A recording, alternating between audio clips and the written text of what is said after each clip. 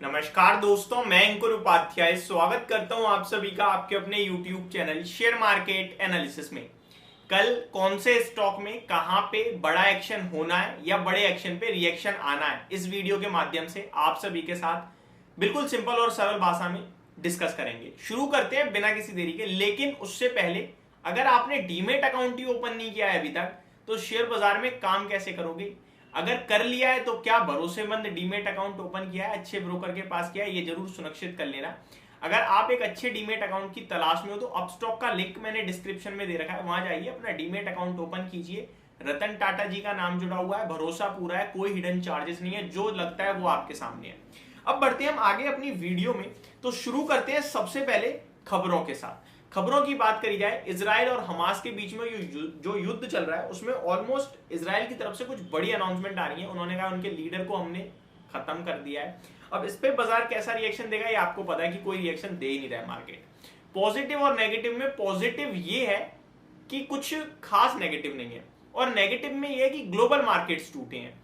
एफआईडीआई का data Friday का कुछ कह नहीं रहा है, तो स्टॉक स्पेसिफिक एक्शन भरपूर है, उसी पे फोकस करते हैं। तो शेयर्स की तरफ बढ़ते हैं आगे। तो सबसे पहले तो रिजल्ट सीजन शुरू हो चुका है, तो कहां कहां पे आपको नजर रखनी है उससे पहले मैं ये बताना चाहता हूं कि कल कहां कहां नंबर आने वाले हैं।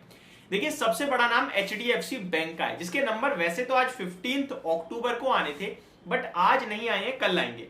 तो सबसे पहले एचडीएफसी बैंक के number, Jio financial services, federal bank, CEAT tyre, ICICI securities, bank of Maharashtra, Nelco, Nelco ये डिफेंस वाला नेल्को है, टाटा ग्रुप वाला, यात्रा ऑनलाइन रिसेंटली लिस्टेड कंपनी है, चॉइस इंटरनेशनल, एंजल वन के शानदार नंबर थे, अब चॉइस इंटरनेशनल के आने वाले हैं, Cyient DLM, Ind bank merchant banking services, Jai Balaji industries, Nath biogenes, oriental hotels, Selan exploration technology and tinplate company of India will be focused ahead of quarterly earnings on 16th October। तो ये हो गए आपके लिए नंबर्स।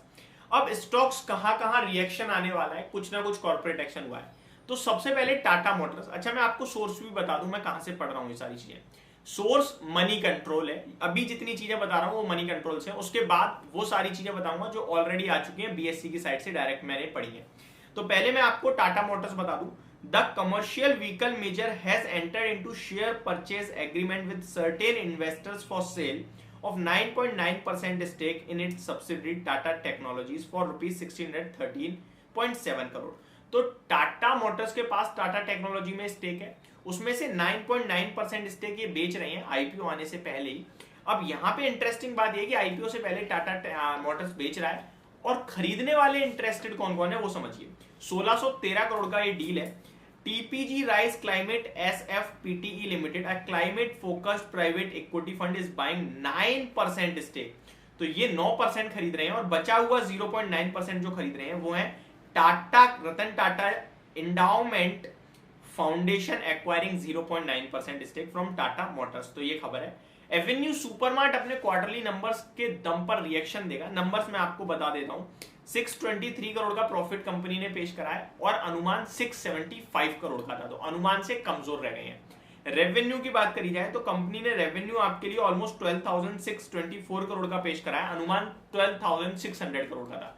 तो रेवेन्यू अनुमान के सामने ऑलमोस्ट सिमिलर या हल्का ज्यादा मान लीजिए।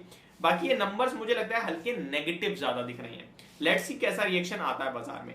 अदानी एंटरप्राइजेस दोबारा फोकस में आ गया है। The ministry of corporate affairs Hyderabad है initiating investigation of books of accounts and other books and papers of Mumbai international airport and Navi Mumbai international airport, step down subsidiary of Adani enterprises.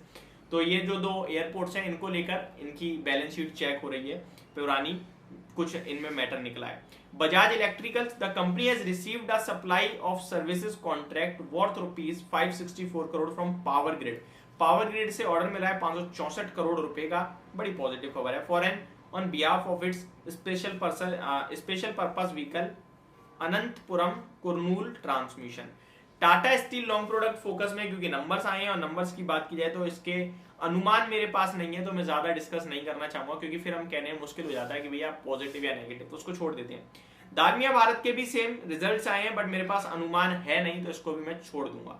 Next, but numbers अगर आप year on year basis या quarter on quarter देखो तो बहुत तंगड़े दिख रहे हैं, ये क्लियरली दिख रहा है।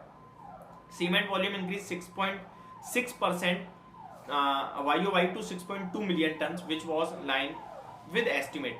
तो ये कह रहे हैं इन लाइन विद एस्टिमेट, जो अनुमान था उसी के हिसाब से आए नंबर। डेल्टा कॉर्प के लिए प्रॉब्लम बढ़ते हुए दिख रही है। जीएसटी इंटेलिजेंस की तरफ से 23,200 करोड़ का जीएसटी नोटिस पहुंचा है, जो पहले 16,800 करोड़ का था। लगभग 6,200 करोड़ का एडिशनल बढ़ गया ये नोटिस। ये इनके लिए प्रॉब्लम का विषय बनता हुआ दिख रहा है। बाकी की बात की जाए एफएनओ बैन वाले स्टॉक, तो the NSE has added SAIL to its FNO ban list for October 16 while retaining Balrampur Chini, भेल, delta corp, Hindustan copper, Ibull housing finance, India cement, L&T finance holding, Manappuram finance, Punjab national bank and sun TV. काफी सारे stock F&O के ban में है। Hope आपको ये सारी चीजें समझ में आ गई होंगी। Thank you so much for watching this video. Have a great day guys.